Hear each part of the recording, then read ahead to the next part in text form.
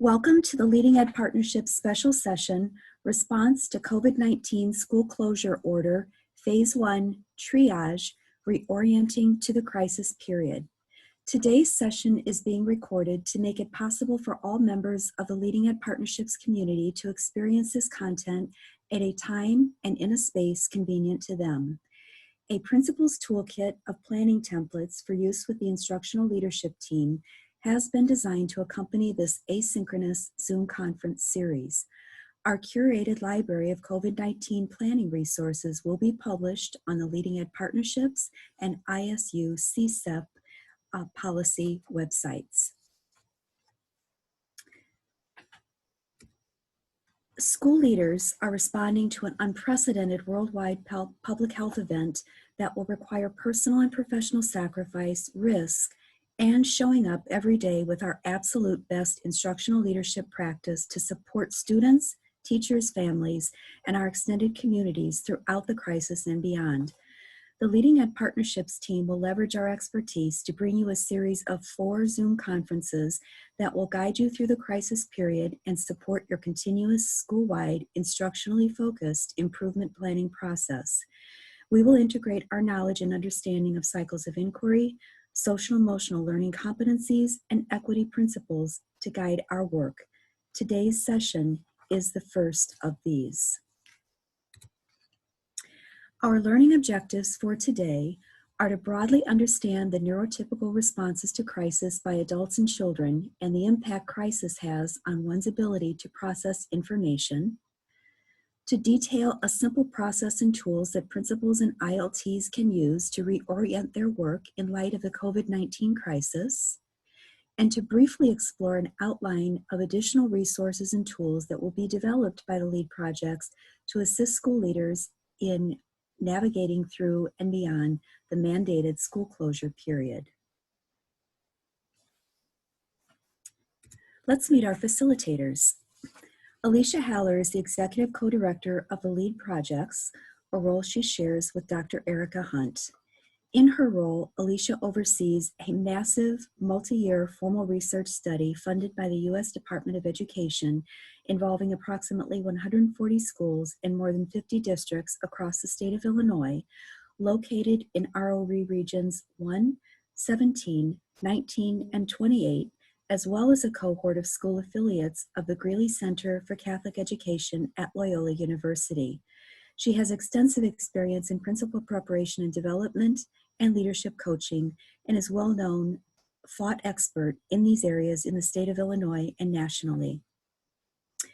Abigail Lyons is a social emotional learning instructional coach representing ROE 17, who will introduce us to Dr. Bruce Perry's neurosequential network research to better understand how individuals respond to crisis events and their effects on the brain.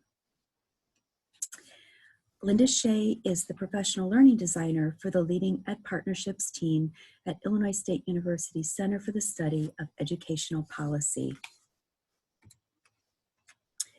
We experience stress in our lives, and certainly it can be said that some of those experiences are part of healthy psychosocial development. But what's different about the stress experience in a COVID-19 environment? Abby Lyons from ROE 17 will help us to better appreciate these differences by sharing her expertise that has been derived from training provided by the Neurosequential Network and the research of Dr. Bruce Perry.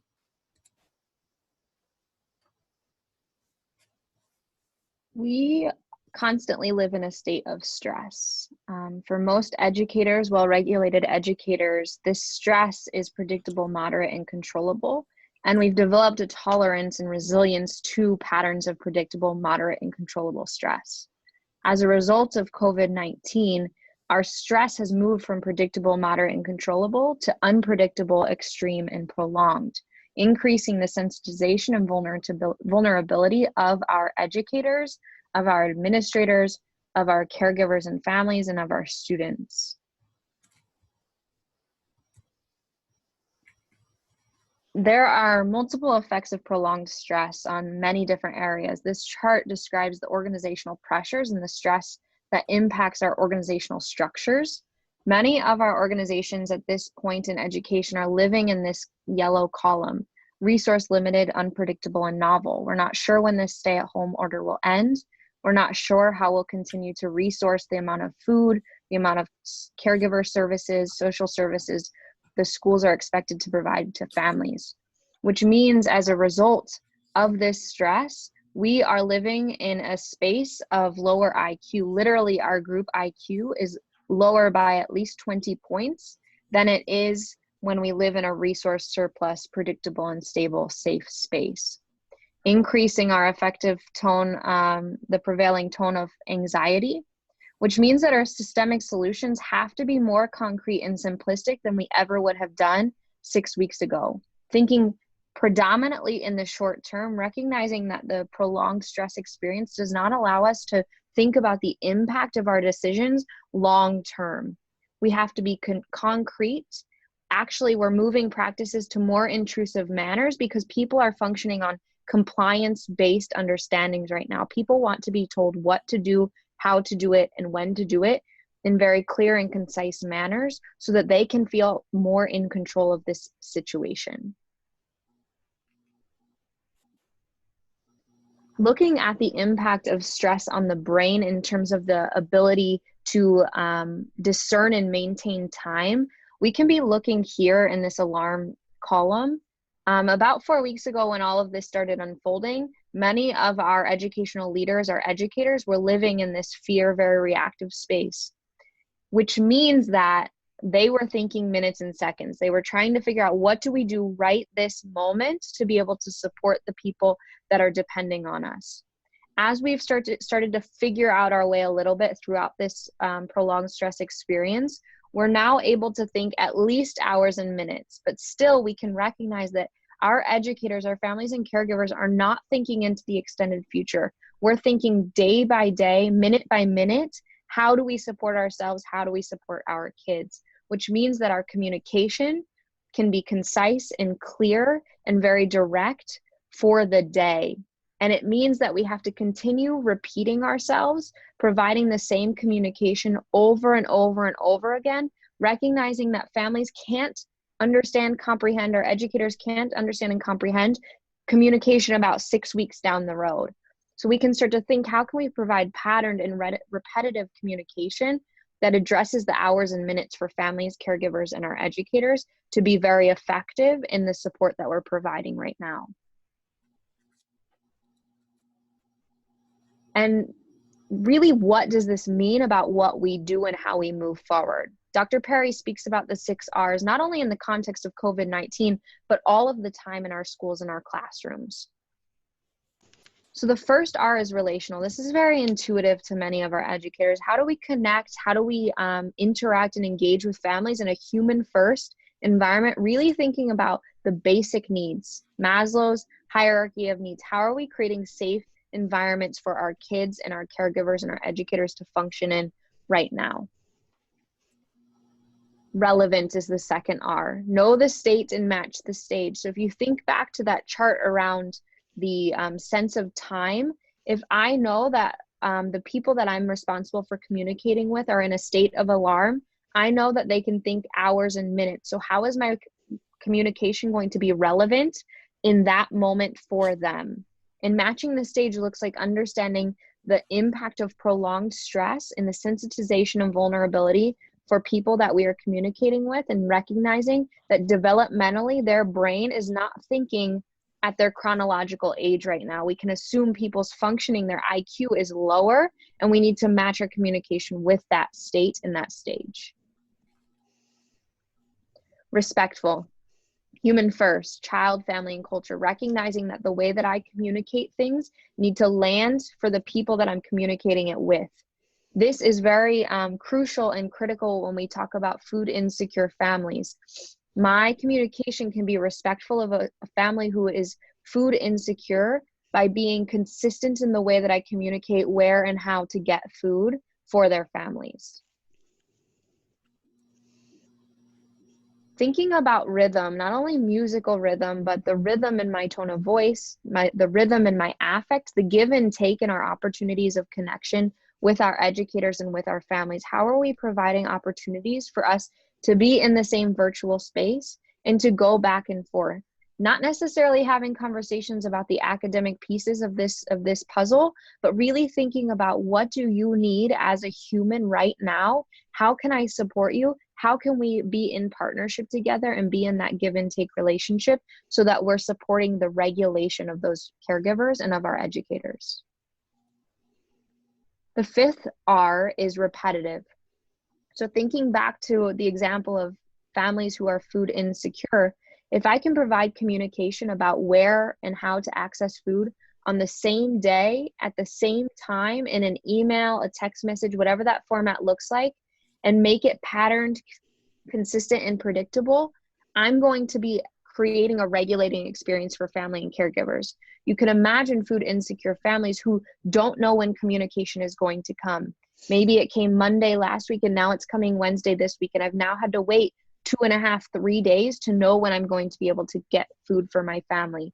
So if we can think about ways to dose communication, patterned, consistent, and predictable in small, concise, compliant-based amounts, we can really communicate more effectively for families who are living in stress, unpredictable stress right now.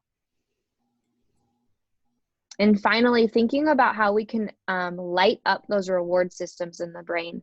So providing opportunities for pleasurable, fun, lighthearted touch points that garner those small wins. So think smiles.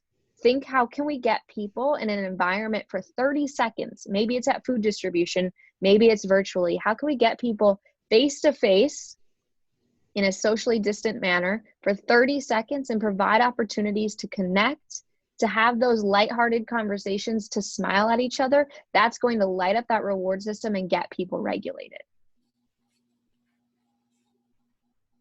Thank you very much. Thank you so much, Abby. And we were thinking smiles when we inserted this slide that comes to us from Todd Whitaker. When the principal sneezes, the whole school catches a cold, and in some ways, truer words could not be spoken at this particular time. And it's so important for principals as leaders of our school communities to think about their well-being at this time and to be especially well-regulated so that their communications will bring comfort and security and confidence that together we will get through this crisis. So let's just think about what we have learned together at this point. Each of us has been affected in unique ways during this unprecedented public health event. Stress patterns affect our ability to cope with crisis events in productive ways. Attention to self-care and emotional regulation is key for leaders in periods of great uncertainty. And practicing the 6 R's can help leaders communicate important information in effective ways with less well-regulated audiences. So what can principals do during the COVID-19 crisis? In just a minute, we will hear from Alicia Haller, and Alicia Haller will be sharing with us a strategic planning process in response to crisis events that has been offered by Bellwether Education Partners and adapted by Leading Ed Partnerships. Welcome, Alicia. Thank you, Linda and Abby. I appreciate you framing this webinar around the social emotional considerations that are going to be so crucial to all of us as we move through this crisis period. The webinar that we are presenting right now is designed for school leaders that are going through the prolonged period of instability that Abby mentioned. It's focused on the immediate short term and considers the information needed to set the stage for successful long-term planning. Right, and as you all know, there are so many variables right now involved in the COVID-19 crisis, and many of them are unknown at this point. There are also a lot of decisions regarding the stay-at-home order and the school closures that are beyond the scope of the principal or the school leadership team. So for now, we're going to focus on the short term and on those school level responsibilities in particular. At a time with so many unknown variables, effective long-term planning is very difficult, if not impossible. But there are an awful lot of ways, there is an awful lot in here, in the here and now, that school leaders should and can be focused on. As we've discussed in previous trainings, a school leader's actions set the tone for the school and communicate what you value. So with that in mind, here are some simple tips that principals can be doing right now. It's really important that you as the leader acknowledge in all communications that we're in a period of great uncertainty, much of which is way beyond your or the school's control. Be realistic about what you can accomplish during this time. It's okay to let folks know that you have limited capacity and will not be able to do everything you're being asked to do.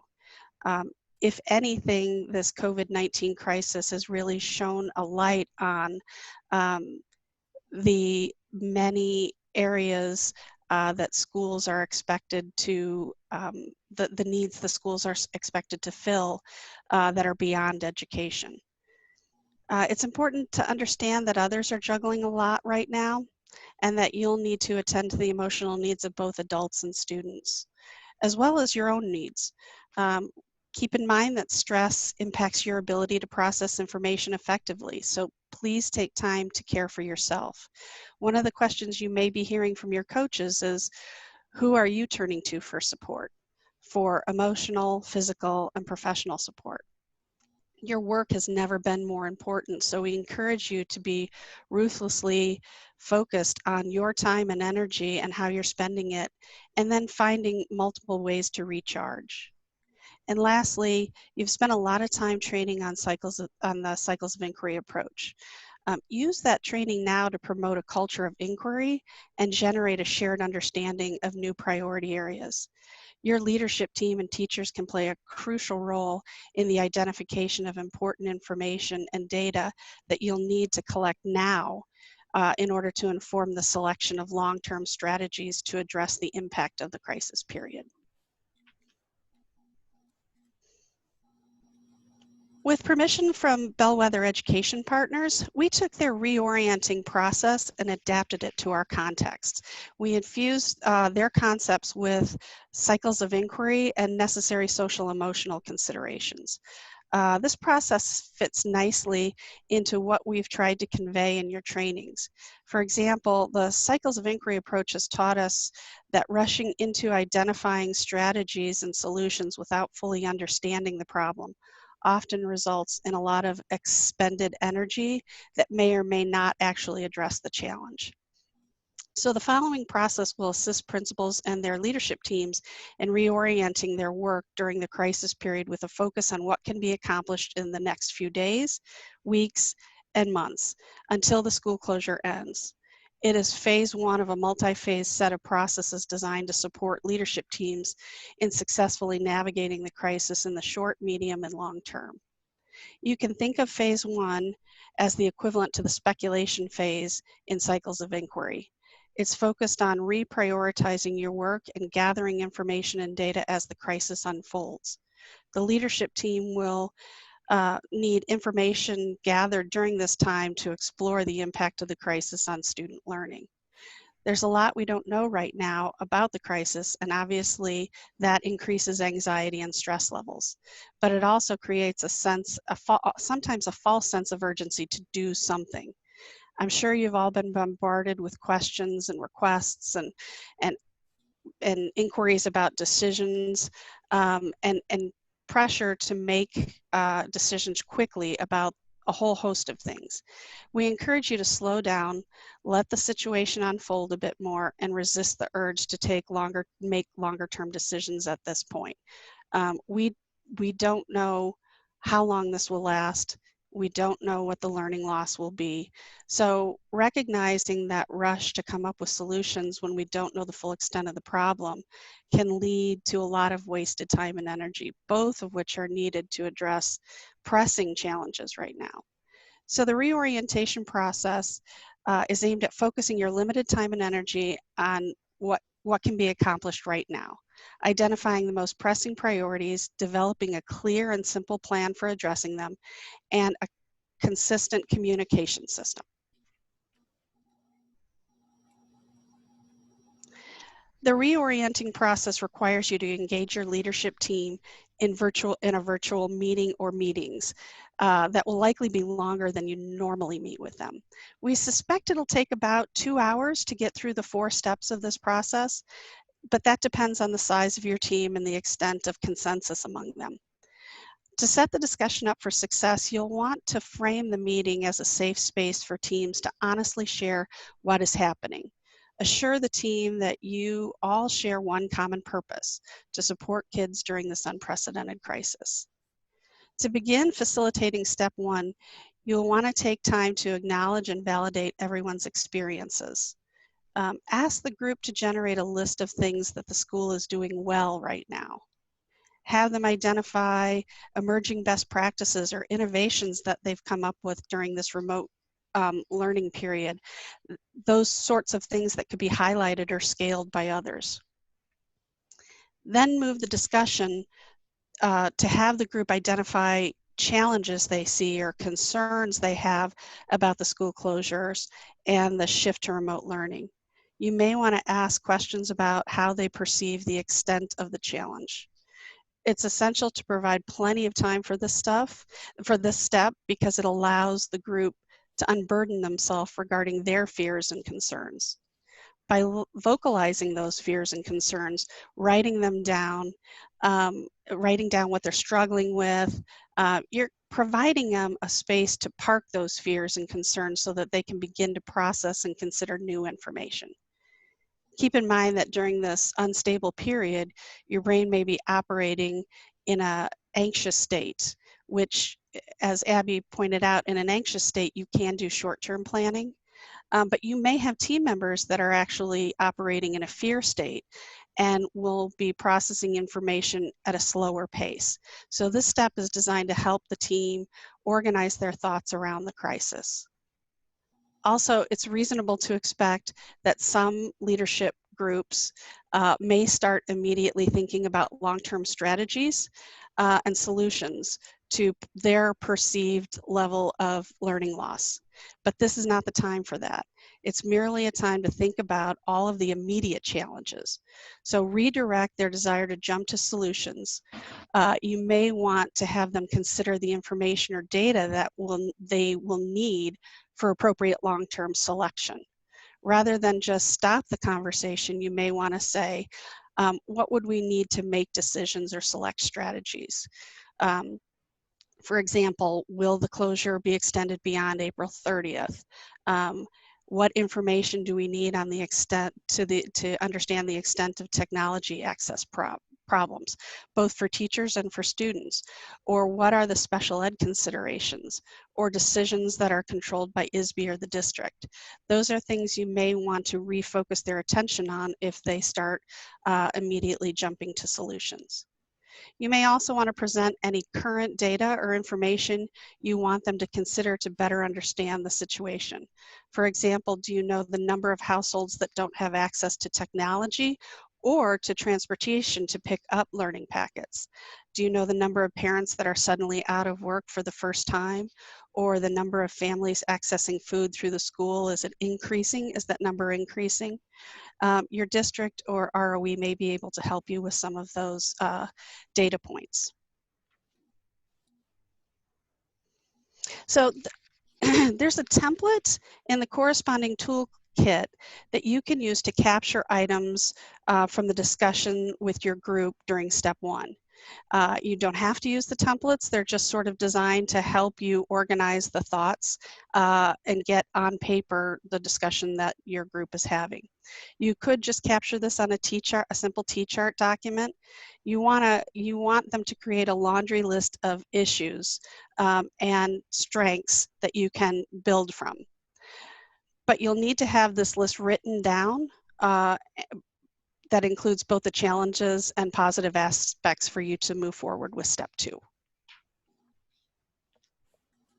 After you have the laundry list of challenges and assets collected, you want to engage the group in a discussion about the purpose of your collective work. What does the school mission and vision say about what the school values, and how can you use that to guide your work during this time together. In step 2, you'll take the laundry list of challenges and opportunities and pose the following questions to the group.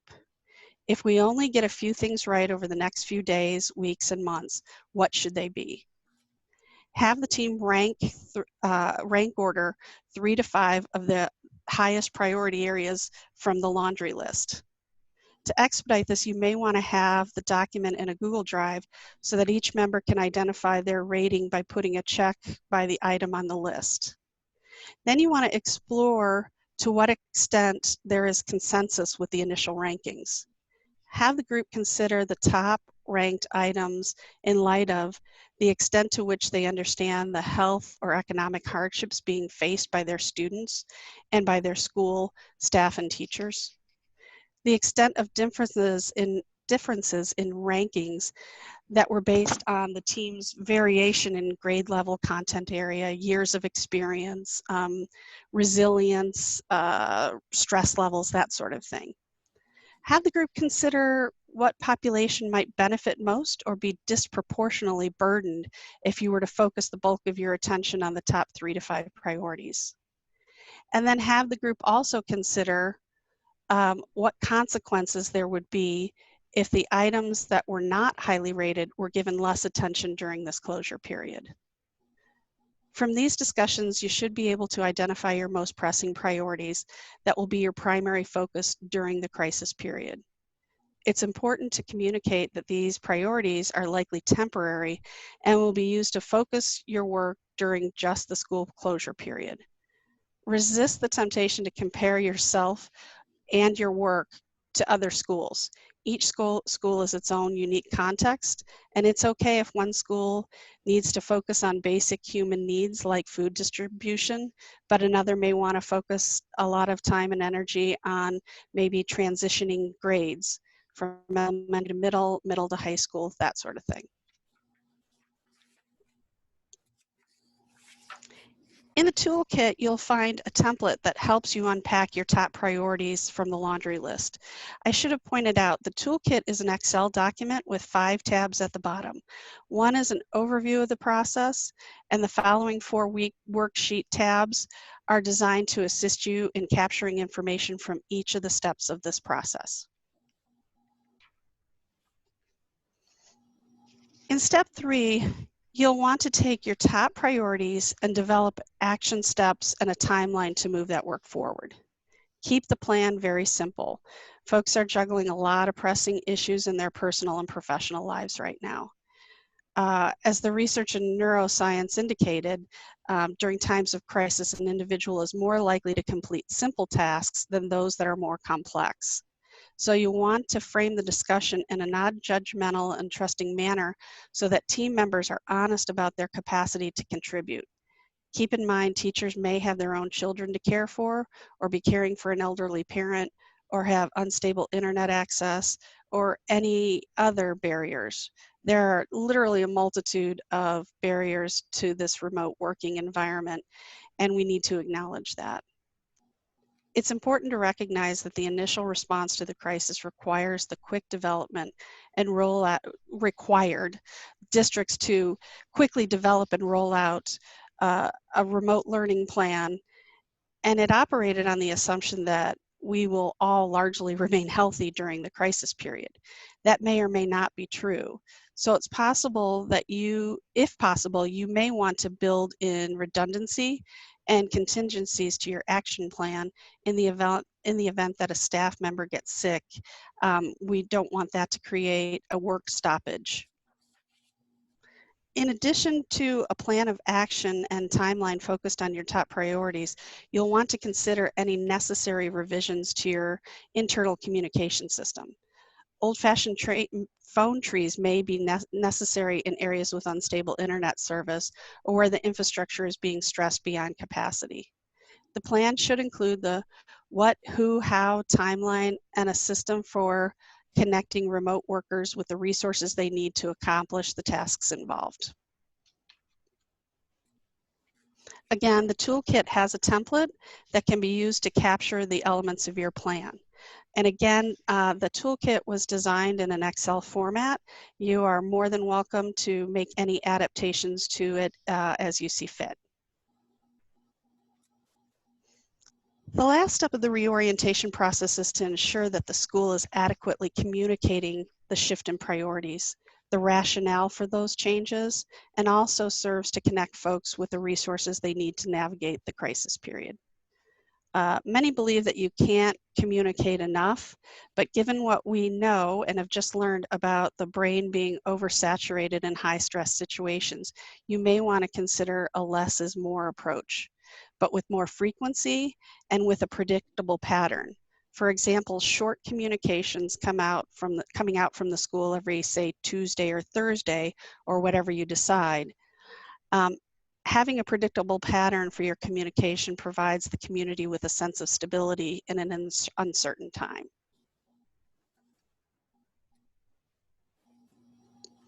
The communication template provided in the toolkit prompts you to think about communication to each of your stakeholder groups. For example, your teachers, your staff, your school families, students, community members, and district officials. You may want to consider the extent to which your communication needs to be tailored to the specific stakeholder group. Further, you want to attend to the social emotional needs of each of the stakeholder groups in your communication system. Consider how you want them to feel after your communication with them. Lastly, clarifying the frequency, format, and person responsible for each of these communications will be important in terms of setting expectations and tapping into excuse me, and tapping into the collective time and energy of the group. Not only does this provide assistance to the principal with these important and time-consuming tasks, but it also provides leadership opportunities for your teacher leaders.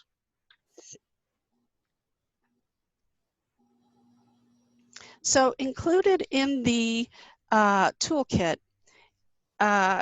is a table outlining the entire process for reorienting your work to the crisis period with a focus on the here and now.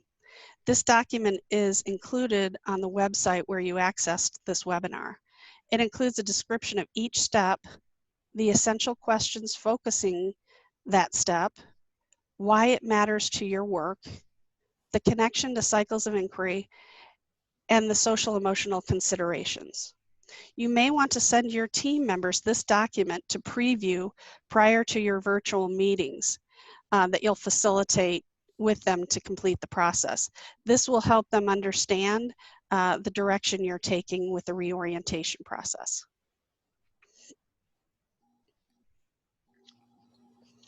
On the website where you access the link to this presentation, you'll find 3 additional documents designed to help you capture your work with your leadership team. The tools can be downloaded, and feel free to adapt them to best suit your needs and your specific context. The 3 documents are the slides from this presentation.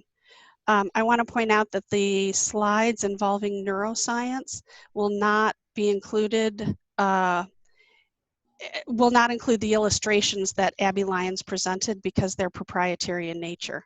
Abby is qualified by the Neurosequential Network as a trainer, but we're not allowed to distribute those materials for redelivery by anyone who has not specifically been trained by the organization.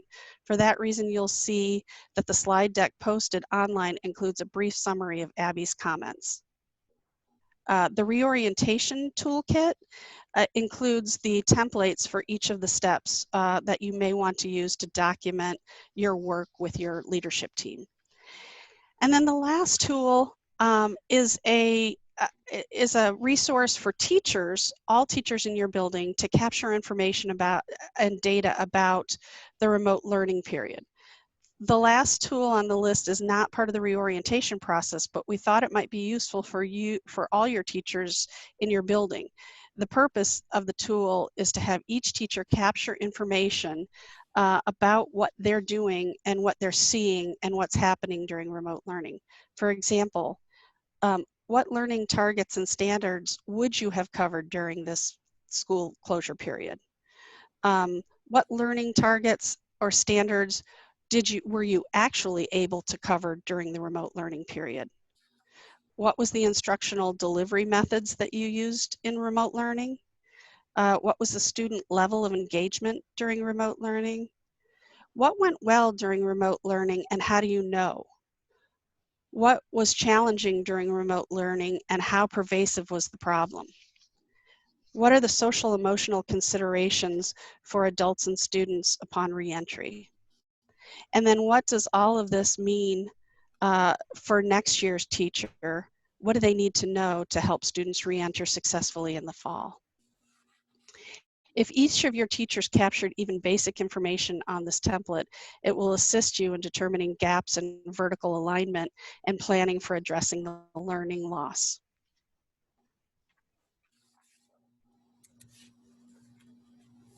So that's the end of the reorientation process, but we wanted to foreshadow for you where we're going from here.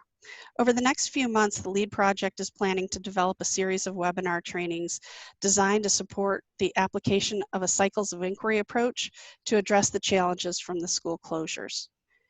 In that way, we've envisioned 4 phases of supports. The first phase, which we just went over, is the reorientation to the crisis.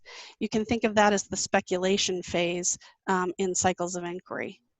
Phase 2 will be exploring the impact of remote learning. That's the new learning or information phase in cycles of inquiry. Phase 2 resources will assist school leaders in identifying gaps in learning standards that may not have been covered during the school closure period. Given that ISBE's remote learning guidelines recommend new content not be introduced during the remote learning period, content standards planned the final months of the school year may not be adequately addressed. Therefore, districts and schools will benefit from extensive focus on addressing gaps, identifying and addressing them in vertical alignment as a result of the school closures. In phase 3, the fall reentry planning, we view that as the plan for strategy enactment and goal setting part of the cycles process. In phase 3, resources will assist school leaders in identifying and communicating strategies to address learning loss that may have occurred during the school closure period and to reestablish a climate for learning for students and adults. Principals will identify both process and outcome goals that reflect a period of resettling following the school closure period. And then in phase 4, the implementing strategies to address learning loss. We view that as the enacting and diagnosing the effectiveness of the plan phase of cycles of inquiry. If you are not completely familiar with the cycles of inquiry process, another way of looking at this is from a medical model. Phase 1 would be the triage and stabilization phase. Phase 2 would be the diagnosing the problem. Phase 3 would be developing the treatment plan, and phase 4 would be implementing the treatment plan. The last step of the cycle will include working with your leadership team to determine the results of your efforts, which acts as a catalyst to start the cycle all over again.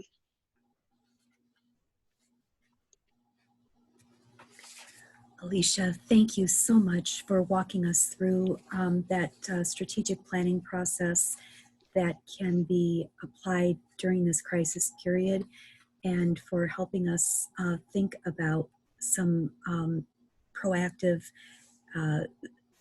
stances that principals and the instructional leadership teams can be taking right now to support their peers and students and families.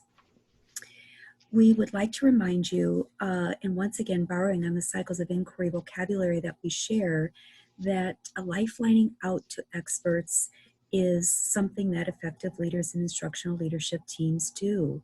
And so in particular, if you need additional information to implement any pieces that you learned about today, please do not hesitate to contact Alicia, Abby, or myself for additional resources or thought leadership on this subject.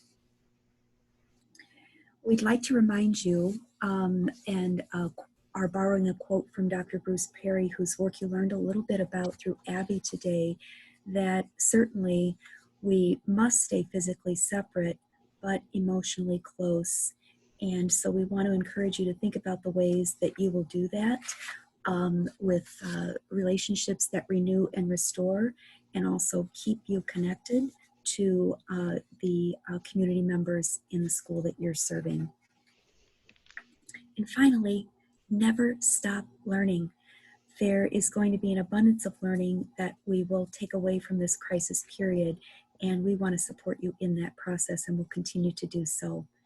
Thank you again so much for your time and interest in this topic, and we wish you good health and much success in your continuous school improvement planning process. Thanks so much. Thank you. Thank you, Alicia, and thank you, Abby. Thank you.